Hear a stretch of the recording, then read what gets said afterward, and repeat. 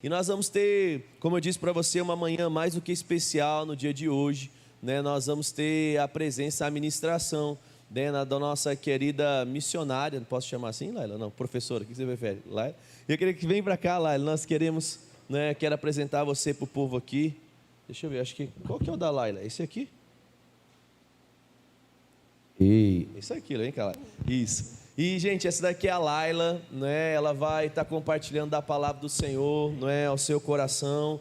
Eu falo que Deus colocou a Laila no ano passado, né? Na verdade, foi antes do ano passado, né, Laila? Acho que foi antes da pandemia, não é? De uma forma, assim, muito diferente, né? O Tom falou que, tem uma professora de inglês lá, fala com ela, né? E eu não esperava que ela era crente, né? Ela veio, começou a dar uma aula pra gente aqui, para as crianças do Ha-Ha-Ha.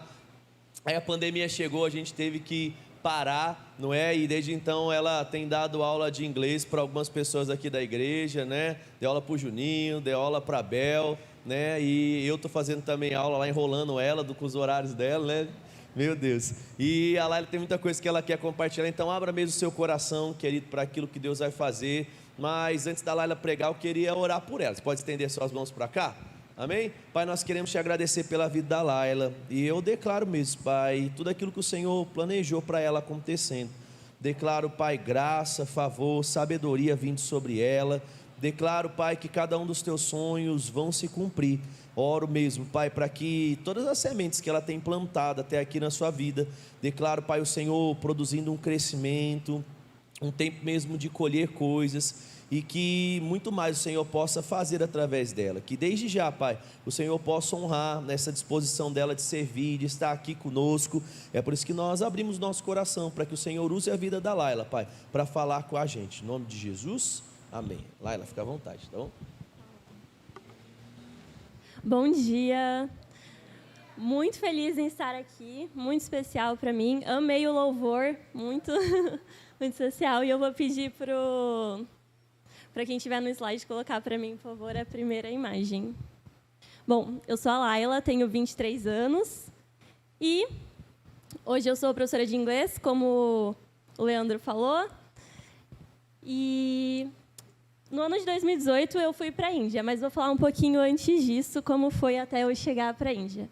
Os meus pais, eles são missionários também, e assim que eu nasci, meus pais, eu fui com menos de 6 meses de idade fazer um treinamento missionário com os meus pais no Paraguai, e nós passamos por diversos países. Eu morei na Grécia, na Turquia, na Inglaterra, e eu cresci nesses países vendo, né, como eram os meus pais trabalhando como missionários, né, e o mover de Deus e o agir de Deus na vida dos meus pais. Porém, essa era uma experiência dos meus pais com Deus.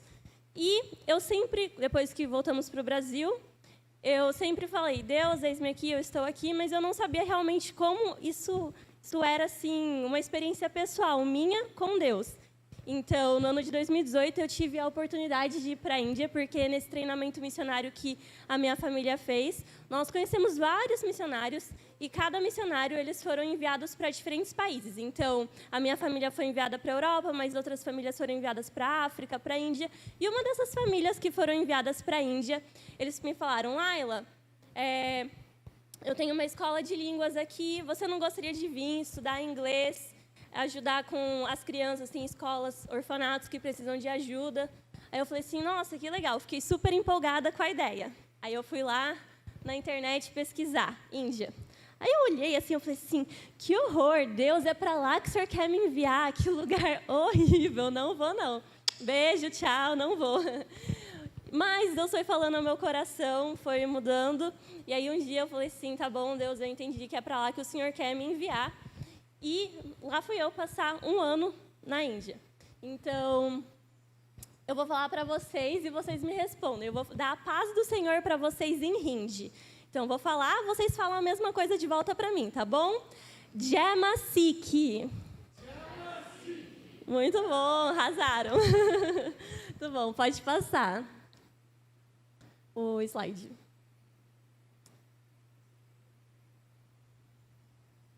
Bom, ali em roxinho é a Índia, eu fiquei bem no norte, no estado de Uttarakhand, numa cidade que chama Dehradun. E provavelmente vocês já conhecem o conceito de janela 1040, mas vou explicar de novo o que é. É uma área de perseguição no mundo, né, onde nós temos grande pobreza, baixa qualidade de vida e falta de acesso aos recursos cristãos. E então toda aquela linha ali da janela 1040 é uma área muito necessitada que precisa de missionários, porque eles não ouviram falar sobre o amor de Deus. Pode passar. Bom, a Índia é muito populosa, não é que nem aqui, que a gente às vezes consegue andar e não tem ninguém na rua. Lá isso nunca vai acontecer, você vai trombar com alguém na rua sempre, tem muita gente. E no ano que vem vai passar, a estimativa, né, é que passe a população da China, que é muita gente, só que o território da China é muito grande e o da Índia, apesar de ser grande, não é maior do que o da China. Então vocês imaginam quanto de gente que tem, né? Então, ali é você andando numa rua normal, você só vê um monte de cabecinha assim, pode passar. Bom, como eu falei para vocês, eu fui para a Índia para estudar o inglês e pode passar também. Bom, o que eles acreditam na Índia, então? Na Índia é uma mistura de religiões. A principal delas é o hinduísmo. No hinduísmo, eles acreditam em vários deuses, né? Inclusive em vários animais que são deuses, a vaca é sagrada. Pode passar. Também tem o budismo, a região onde eu fiquei lá, e porque é perto do Tibete e da China. Aí o pessoal tem o olhinho mais puxadinho assim, é um pouquinho diferente. Eles acreditam nessa questão sobre meditar, né? Esvaziar a alma. Pode passar. Bom, a questão de castas, muita gente me pergunta, né? Porque dizem que não existe mais, porém ainda é muito comum.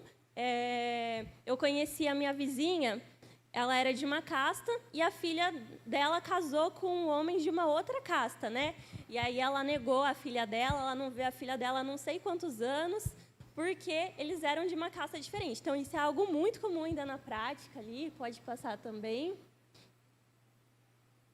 O islamismo também está presente na Índia.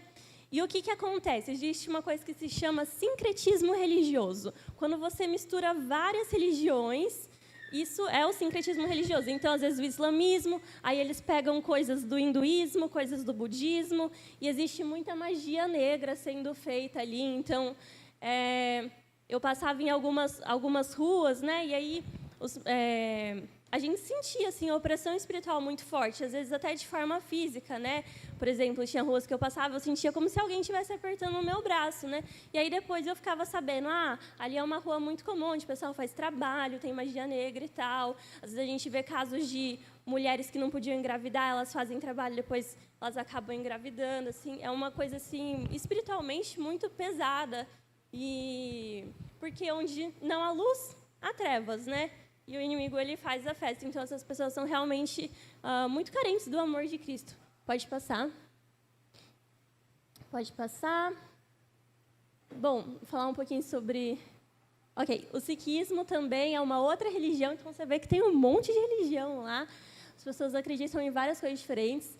Esse turbante aí é uma coisa engraçada, porque o pessoal do sikhismo, eles não cortam a barba, eles deixam crescer, eles vão fazendo trancinha e vai enrolando no turbante, junto com o cabelo, e não lava, você imagina.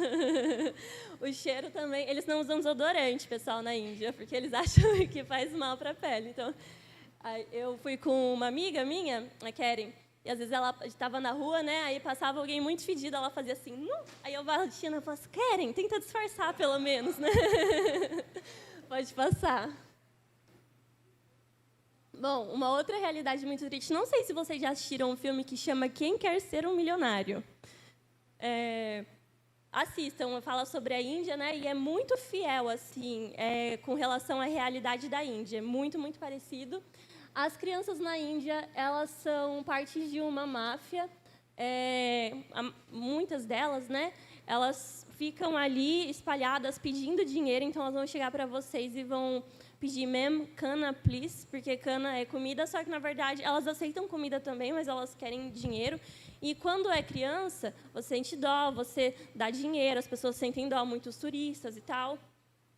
Porém, e aí elas têm que dar esse dinheiro, tem sempre uma pessoa responsável, elas vão dar esse dinheiro para essa pessoa responsável, em troca de dormir num galpão e receber uma ração, assim, um mínimo de alimento por dia.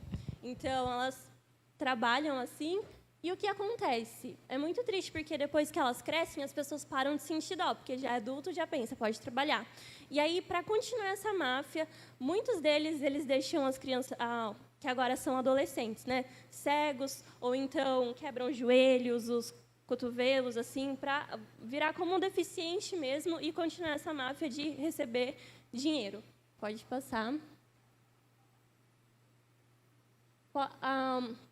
Sobre os deuses na Índia, né? A gente vê, às vezes, os santos, as estátuas e tudo mais, que são até bonitinhos. Porém, os deuses na Índia, eles não são nada bonitinhos. Eu tirei a foto dos mais bonitinhos aí, mas tem imagens muito absurdas mesmo. Num templo que eu fui, a estátua de um deus segurando um ser humano e a barriga do ser humano aberta, cheia de sangue, e esse Deus comendo a barriga do ser humano. E é isso que eles adoram, entendeu? Porque eles não entendem, eles nunca imaginaram um conceito de um Deus que é bom, de um Deus que é amor. Para eles, o Deus é mau, é vingativo. E, por exemplo, eu prefiro dar a minha oferta no templo do que comprar um leite para o meu filho, porque se esse Deus se zangar comigo, então aí eu vou perder o meu filho. Então, tudo para eles é na base do medo, na base de um Deus vingativo, de um Deus com raiva. Não tem amor. Eles não conhecem um Deus que ama, que entregou a sua vida por nós. Pode passar. Bom, na Índia é o país mais perigoso para mulheres. Tá o primeiro no ranking de abuso contra a mulher sexual. E muitas dessas mulheres...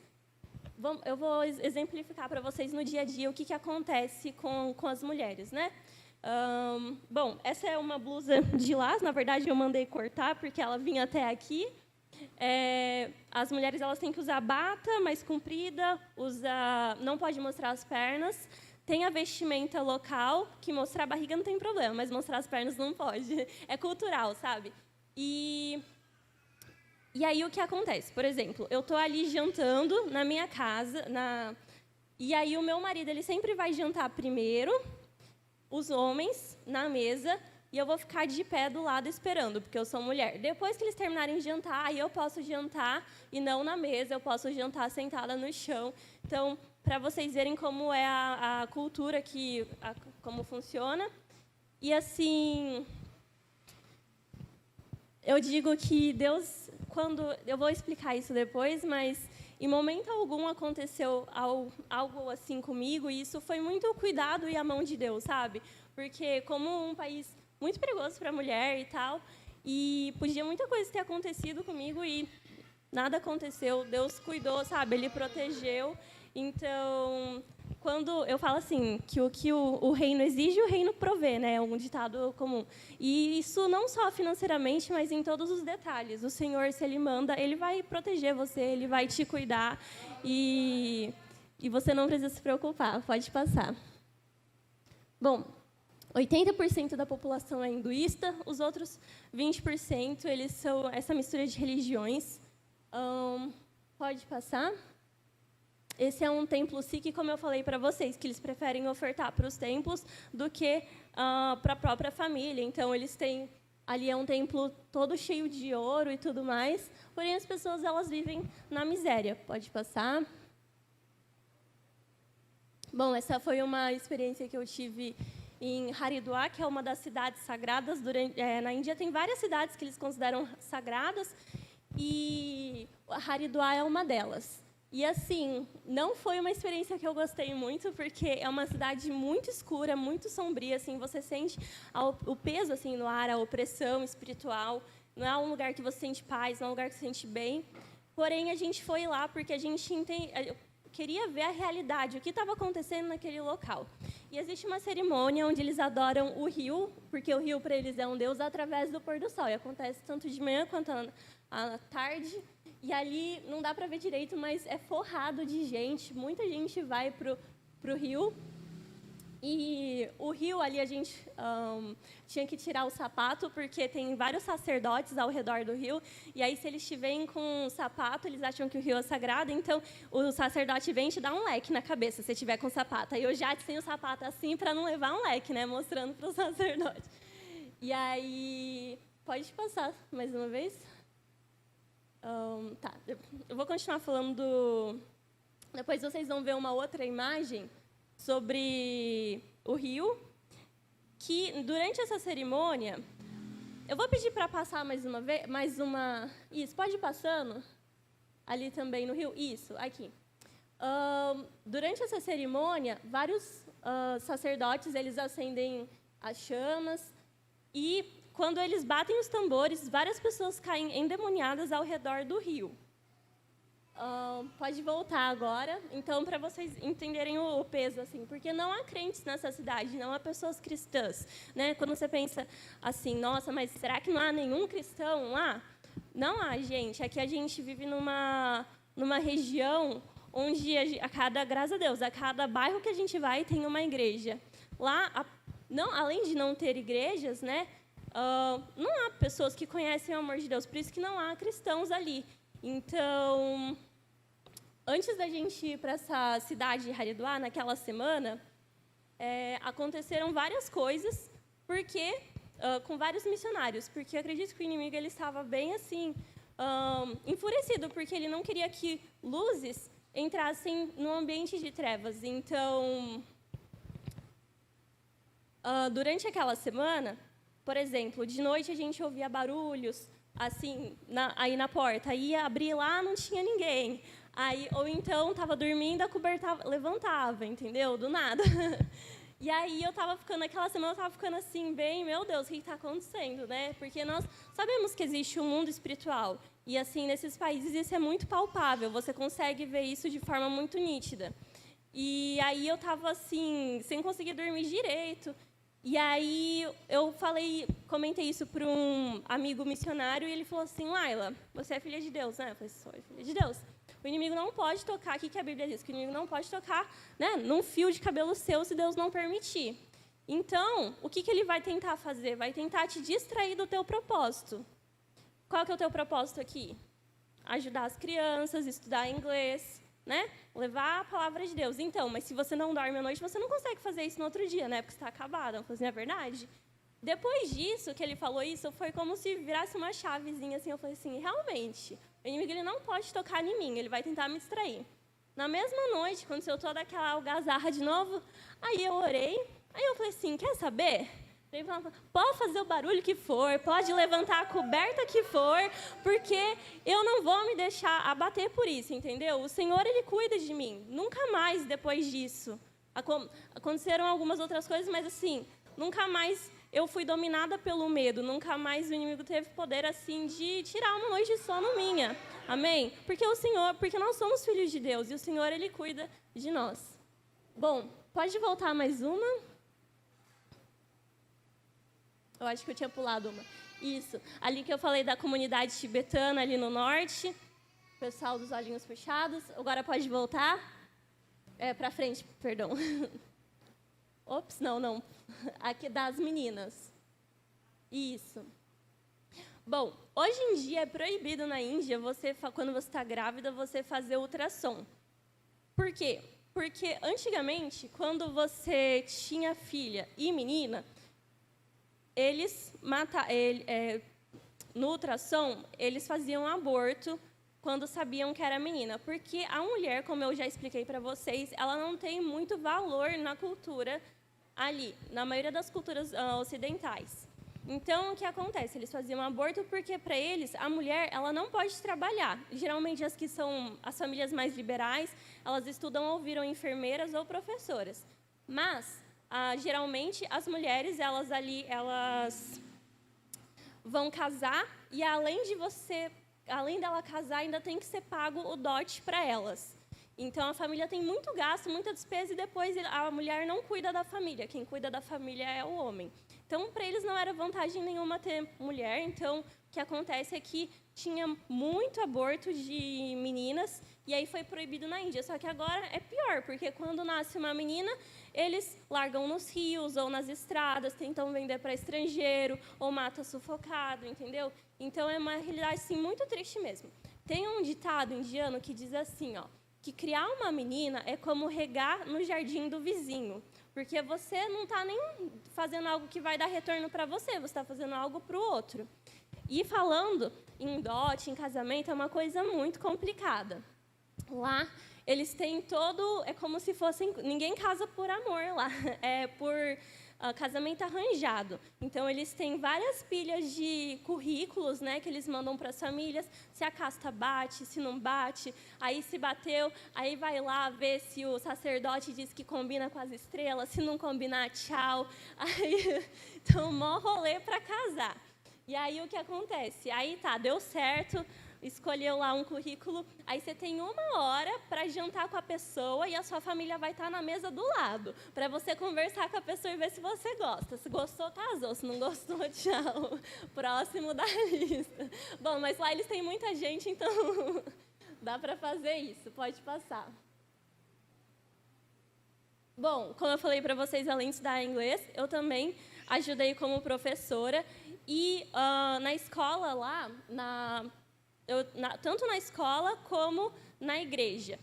E na igreja, essas crianças, elas estavam orando há mais de 1 ano por uma pessoa que pudesse dar um culto infantil para elas. E aí, quando eu cheguei, eu falei assim, olha, eu estou disponível, eu falei para o pastor da igreja para poder ajudar com as crianças. Aí uma dessas meninas virou e falou para mim assim, eu sabia que você ia vir, porque a gente está orando há mais de 1 ano para Deus mandar alguém, e Ele mandou você lá do Brasil para compartilhar a palavra de Deus para a gente. Então, assim, nos pequenos detalhes, Deus cuidando de tudo. E, assim, a realidade deles é muito diferente. As crianças aqui, elas são realmente crianças, sabem? Porém, as crianças lá, elas não têm tempo para ser crianças. Elas já nascem numa realidade, assim, no mundo triste. Onde, aqui, quando eu dou aula para as crianças, eu pergunto, o que você gostaria de pedir, orar agora para o Papai do Céu? Aí eu ouço respostas como, por exemplo, eu quero uma nova bike, um novo PlayStation. E lá eu ouvia coisas como, por exemplo, eu quero que essa semana a gente tenha alimento na nossa casa, porque não tem mais. Ou então, eu quero que a minha mãe pare de ficar endemoniada toda noite. E é uma realidade muito triste. Então, você vê essas crianças assim, que precisam realmente ser cuidadas. Pode passar. Bom, já viram alguma imagem ou vídeo sobre o trânsito da Índia? Já é bem diferente, né? Não tem semáforo, não tem regras. Tem um policial que fica sentadinho ali, mas ele só fica sentadinho caso você caia assim no meio do trânsito, porque é muita bagunça, então pode acontecer de você cair. Aí ele vai lá e vai falar assim, sai daí, só para você não interromper o trânsito. Lá, agora tem uma regra que só o primeiro da moto precisa usar capacete, o restante não precisa. Mas a gente foi em 3. Mas lá eles conseguem caber, coloca o cachorro na frente, a mulher vai sentada com o filho no colo, consegue colocar a família inteira dentro da motinho deles. Pode passar. É muito engraçado, assim. E a minha amiga, ela começou a aprender a dirigir lá na Índia. E aí eu tinha que ir para a escola e eu fui com ela. E, assim, às vezes a gente estava andando, eu não conseguia colocar a mão assim no ônibus, de tão perto que estava. Às vezes eu falava, amiga, minha perna, porque eu tinha prendido a minha perna com o outro. Com o carrinho do lado. Então, o ônibus lá não para você. Então, assim, nas primeiras... Ele vai andando bem devagarzinho, só que você tem que correr para pegar o ônibus e, na hora de descer, você tem que pular. Então, nas primeiras vezes, eu acabava caindo. Aí, depois da terceira, quarta vez, eu já me sentia o James Bond. Eu falava assim, agora é minha vez. Aí eu subia, pulava uma aventura.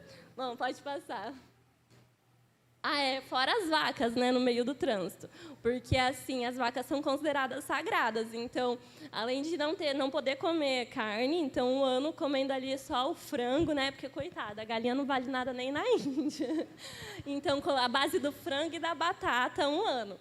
E teve uma vez que os missionários, porque brasileiro é terrível, né? Foram vários brasileiros.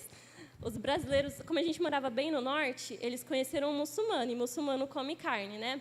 Aí eles conseguiram contrabandear um búfalo. E aí dá-lhe, como é que chama aquele negócio para fazer amaciante na carne, né? E aí a gente fez um churrasco, aquele dia foi o dia mais feliz, assim, do pessoal na Índia. Então, aí naquele dia todo mundo trouxe alguma coisa. Então, tinha gente que guardava paçoquinha, tinha gente que tinha guardado farofa, suco de caju. Aquele dia a gente fez a festa. Colocou tudo junto, fizemos churrasco. Bom, mas aí tem um vídeo no meu Instagram que a vaca está me atropelando. E o meu amigo, em vez de me ajudar, filmou. E, então, é assim, elas são parte ali da rua e não tem nada que você possa fazer. Pode passar. Pode passar. O rio, como eu falei, eles acreditam que é sagrado. Então, muitos deles, eles levam um pouco do rio para as casas, para tentar fazer curas com o rio. E é, assim, uma situação muito triste, porque no hinduísmo, quando você morre, você não pode ser enterrado, você tem que ser cremado. Isso tem que ser cremado no rio. Então, eles pegam e fazem a cremação no rio, só que muitas vezes a cremação não é bem feita. Então, você vê, assim, os pedaços. Pode passar.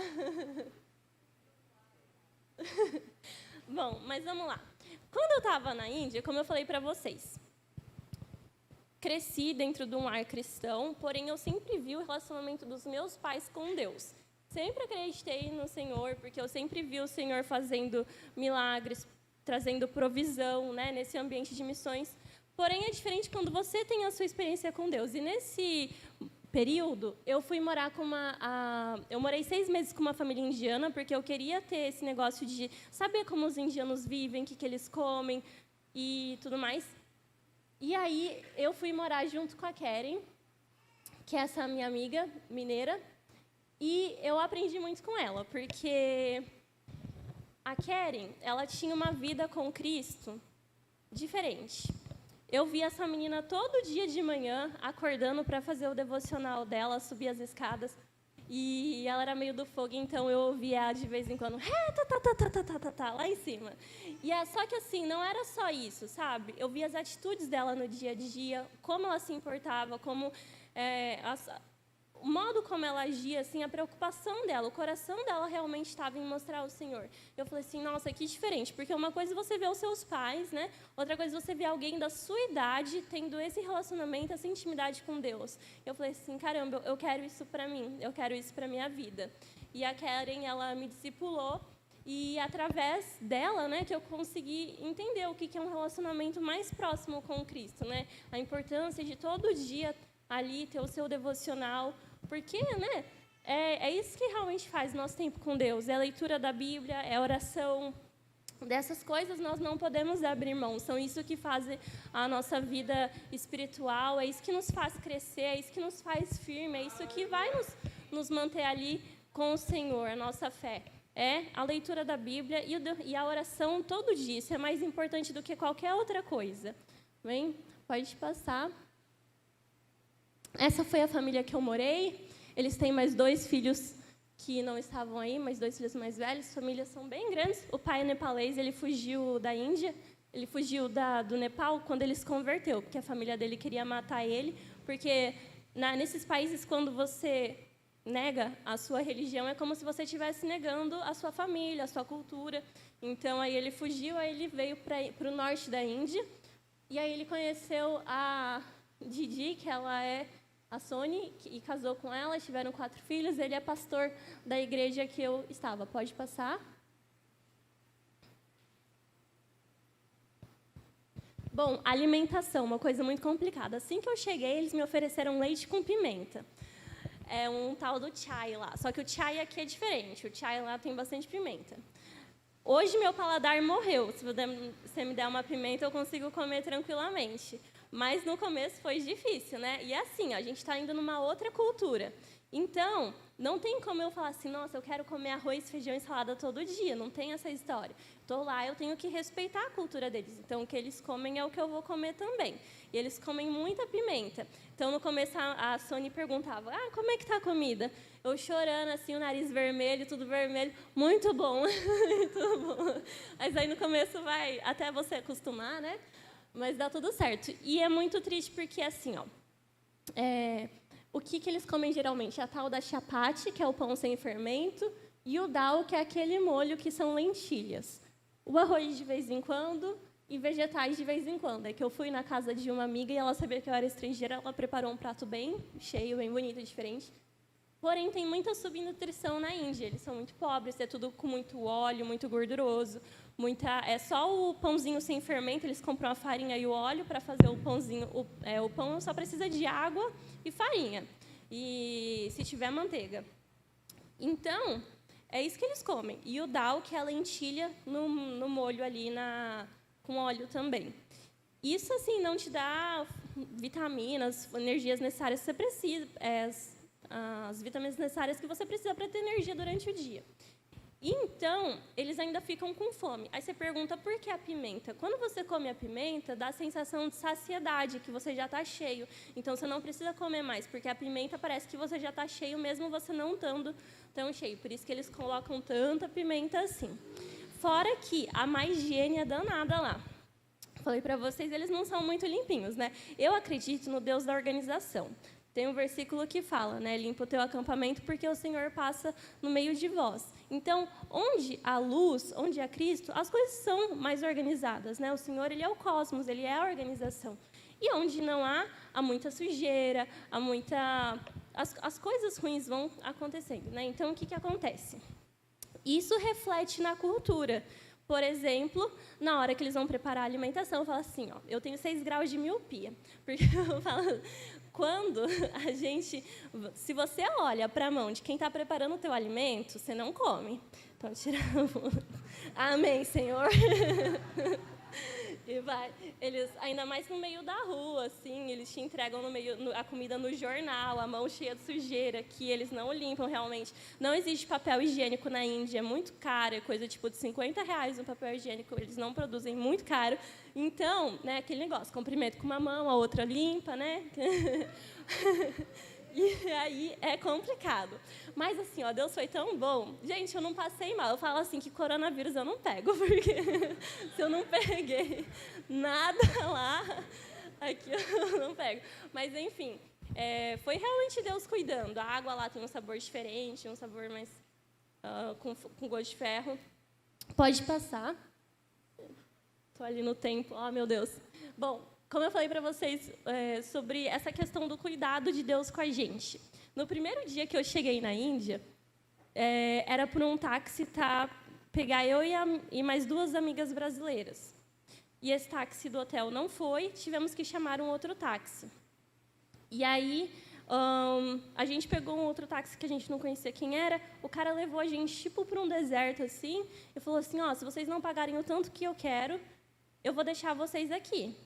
Sem as malas nem nada. Naquele momento eu fiquei assim muito nervosa assim, e aí eu olhei assim para a janela do carro e eu falei assim, olha Deus, eu tenho certeza que o Senhor me trouxe aqui, o Senhor eu senti no coração, realmente, não só no coração, mas tudo cooperou para o Senhor me trazer aqui. Então eu sei que esse é o propósito do Senhor aqui para mim. Então agora segura na minha mão e não me deixa mais. No final deu tudo certo, eles levaram a gente para o hotel.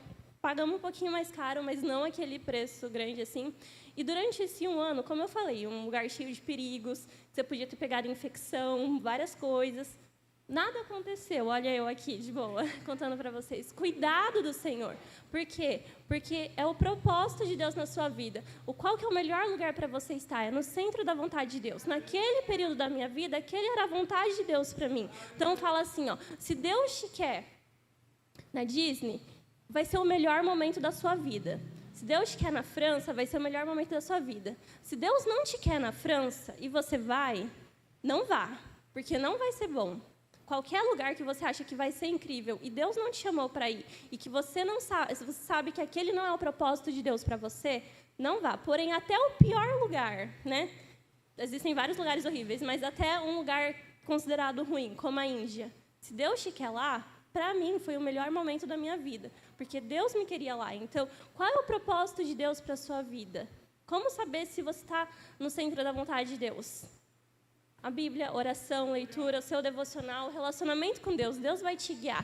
Então, eu falo assim, não vá para um lugar onde Deus não te chamou. Né? E se Deus te chamou, vá. porque é obediência e vai ser o melhor momento da sua vida. Pode passar. Bom, essa sou eu pequenininha, pode passar. Quando tem festivais e tudo mais, eles fazem rena. Aí parece um chocolate, mas tem um cheiro bem fedido, pode passar. Aí depois que você tira, aí fica assim, uma cor mais clara, é bem bonito. Pode passar também. Essa é a minha família. Eu tenho mais um irmão, mas ele não tinha nascido na época. Pode passar. Não mudei muito a minha personalidade, pode passar. Continuo meio doidinha assim. Bom, e como eu falei para vocês, né, que foi um tempo bom, porque foi o tempo que o Senhor se deu a conhecer. Foi uma minha experiência pessoal com o Senhor. E antes de terminar, acho que já acabou. Acabou? Eu não estou vendo mais a contagem, eu acho que acabou. Tá, posso só ler um versículo com vocês, rapidinho aqui.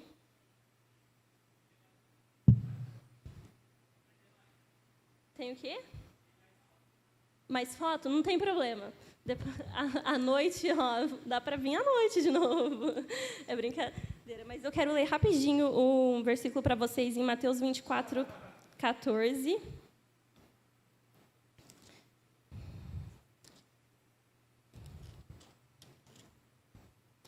Que diz assim, ó. E este evangelho... No 13. E quem perseverar até o fim será salvo, e este evangelho do reino será pregado pelo mundo inteiro para testemunho a todas as nações, e então virá o fim.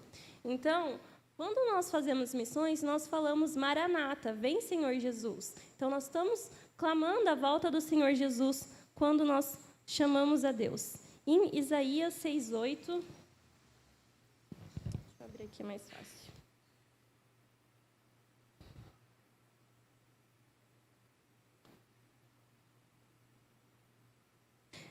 Diz assim, ó.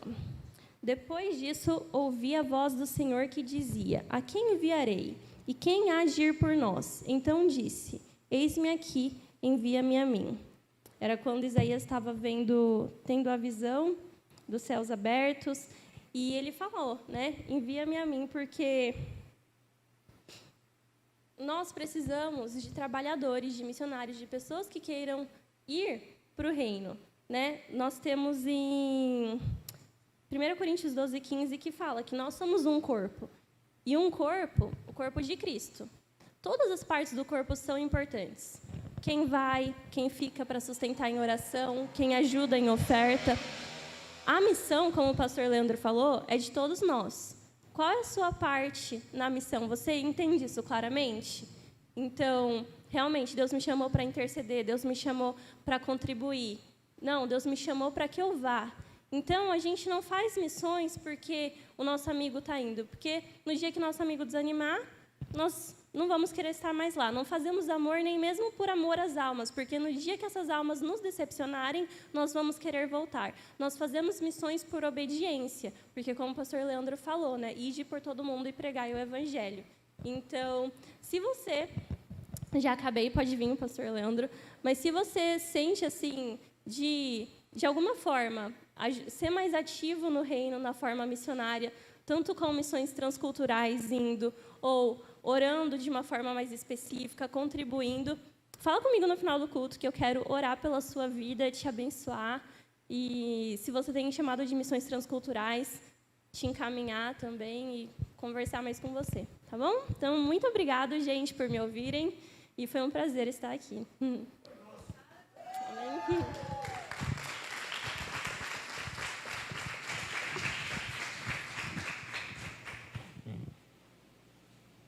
Glória a Deus, Laila, obrigado, viu? Obrigado por compartilhar, né, isso. E aí faltou só a história do macaco que você conta de noite. O pessoal passou o macaco ali, a hora que você colocou, o contor deu alguma coisa, mas obrigado, viu? Que Deus abençoe grandemente mesmo a sua vida.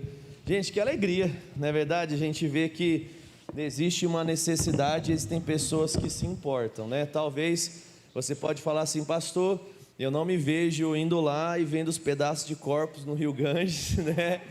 Tem gente que estava ali, nossa, pastor, mas será que você está lá vendo o rio, de repente vem um braço boiando assim?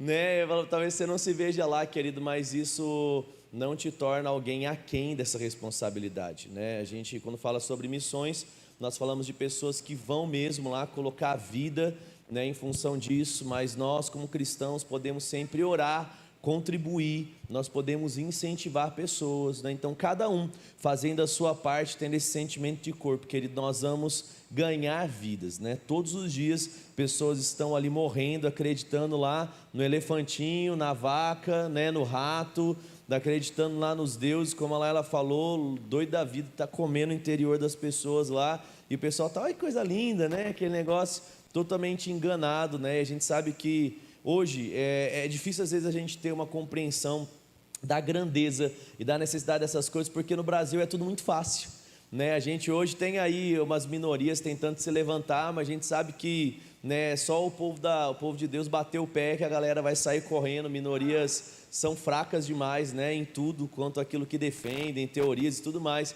Então é só a igreja aí falar qualquer coisa que o povo vai se dobrar, mas é um lugar muito tranquilo. Você pode andar com a sua Bíblia debaixo do braço, você pode ligar a sua internet lá e falar acerca da sua fé, mas no mundo não é assim. E eu quero mesmo que você de fato tenha esse sentimento, querido, no seu coração de pertencimento. Fala, existe uma causa que é maior do que a minha vida, que transcende a minha história, que eu preciso estar engajado com isso. E agora nós queremos passar para você um videozinho que foi preparado, né, para hoje, para o Dia Verbo da Vida de Missões, que vai falar um pouco das missões e também da história do nosso ministério. Eu queria pedir que soltasse o vídeo. Na plenitude dos tempos, veio a redenção.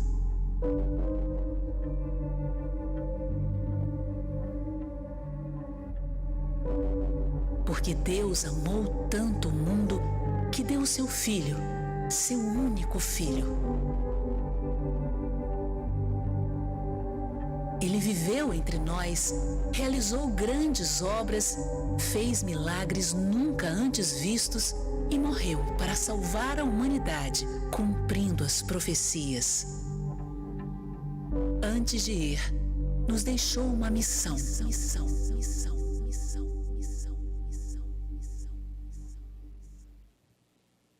O local, Cullman, Alabama. As instruções de Deus diziam que eles deveriam estudar por 2 anos no Centro de Treinamento Bíblico Rema e depois levar a palavra aprendida para libertar o meu povo no Brasil. Bud e Jan Wright obedeceram com precisão. Em 1983, após se graduarem no Rema, chegaram ao Brasil com as malas nas mãos e a visão de Deus firmada em seus corações. Começaram pelo Paraná, na base da Missão Ágape, que foi a primeira porta que se abriu para eles. Após, seguiram a direção de Deus de iniciar obras em Guarulhos, São Paulo. Por onde iam, a graça de Deus abria portas e corações, conectando eles com pessoas que se tornavam discípulos fiéis de Jesus e auxiliavam no serviço em toda boa obra. Em São Paulo, também iniciaram o primeiro centro de treinamento bíblico Verbo da Vida. Eles eram incansáveis e seguiam exclusivamente as direções de Deus. Foi assim que o eco de uma palavra começou a reverberar no interior de Bud. Nordeste. Quando tomaram ciência de que era uma região do Brasil, Bud e Jan, com alguns outros fiéis escudeiros, partiram de carro para visitar todas as capitais nordestinas e descobrir o que Deus queria lhes dizer. Quase no fim da jornada, visitaram Campina Grande, na Paraíba.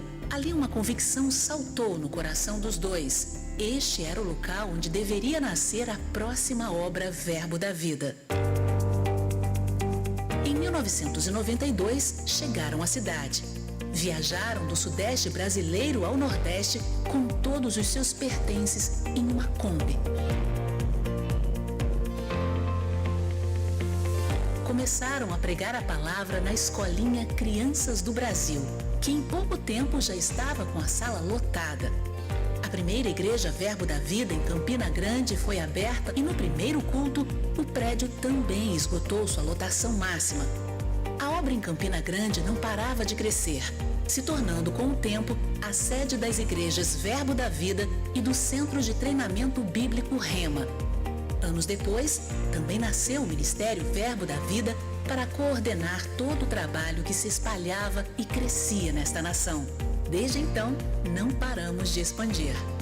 Após diversas cidades e estados serem alcançados, fomos impulsionados pela primeira Conferência de Missões em 1999 para também alcançar terras estrangeiras.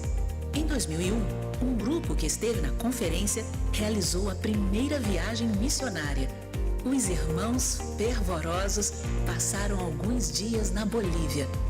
Dessa iniciativa, começamos a enviar missionários por todos os continentes, inclusive a Ásia.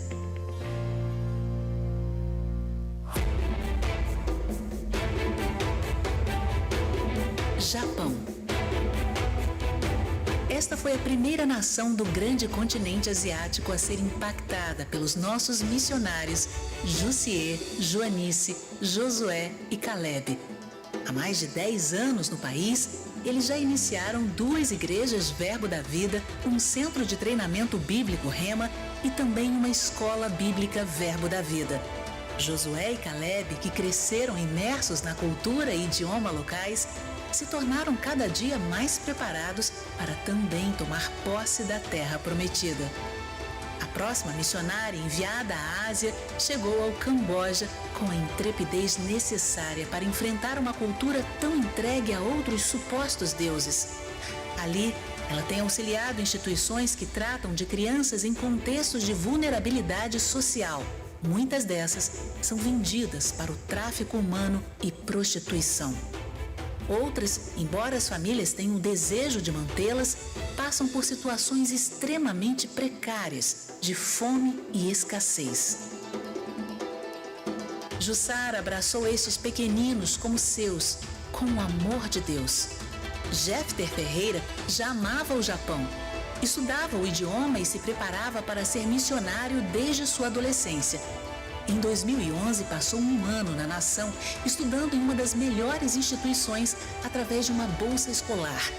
Voltou ao Brasil por pouco tempo e no ano seguinte retornou ao Japão com um convite do missionário Jussier para auxiliar na obra Verbo da Vida, que já galgava seus primeiros passos, e ainda ser suporte na abertura do primeiro Rema no Japão.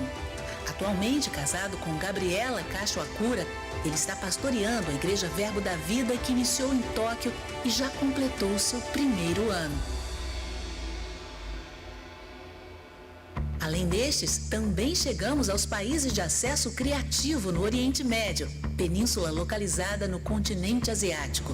Ali, um valente missionário atua camuflado de maneira confidencial na Jordânia. Conhecidas por alguns como nações fechadas para o Evangelho, nós declaramos que são locais que precisam apenas da nossa criatividade. Entramos nelas de maneiras estratégicas. A Ásia é um continente multicultural, atualmente dominado por diversas religiões que predominam ao cristianismo. Embora a região tenha sido o berço de Jesus, seus discípulos e os apóstolos de fundação iniciaram as primeiras igrejas e espalharam a mensagem do Evangelho sem temor, os cristãos da Ásia aos poucos se esconderam ou diminuíram seus esforços.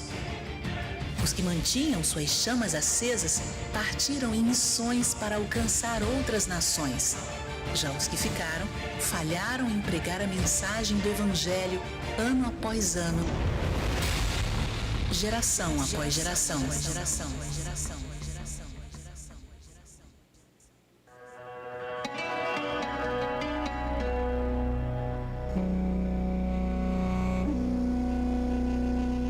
Podemos ainda esquecer de Israel, que tão obstinada não acredita que Jesus já veio e que precisam ser salvos.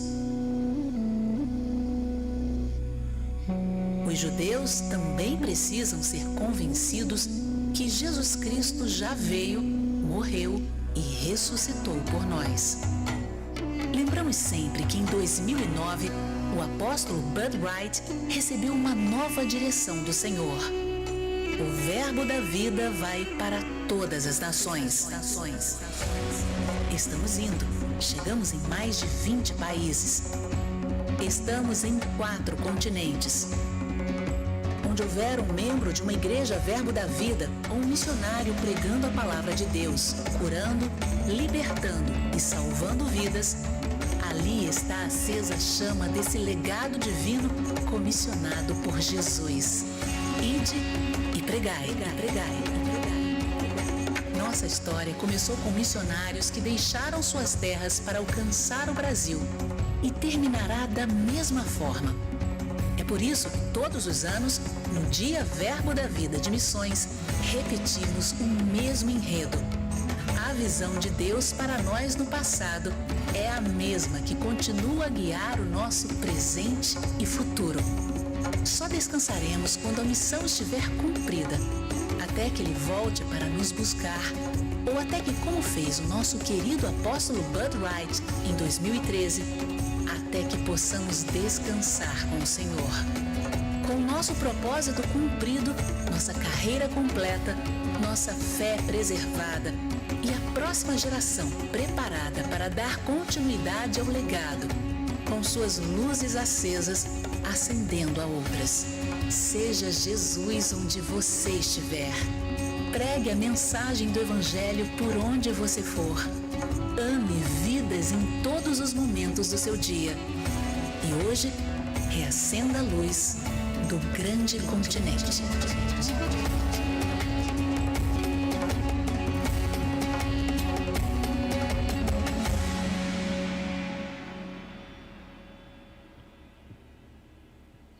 Uau, muito bom, hein, gente? Que coisa linda a gente vê quanta coisa tem para fazer, né?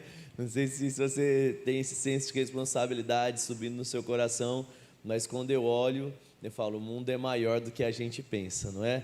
Então, se de fato você tem no seu coração, querido, ir, se abra mesmo, eu sei que Deus vai te capacitar, né? Se não, né, vamos ser bênção aqui. Eu queria que você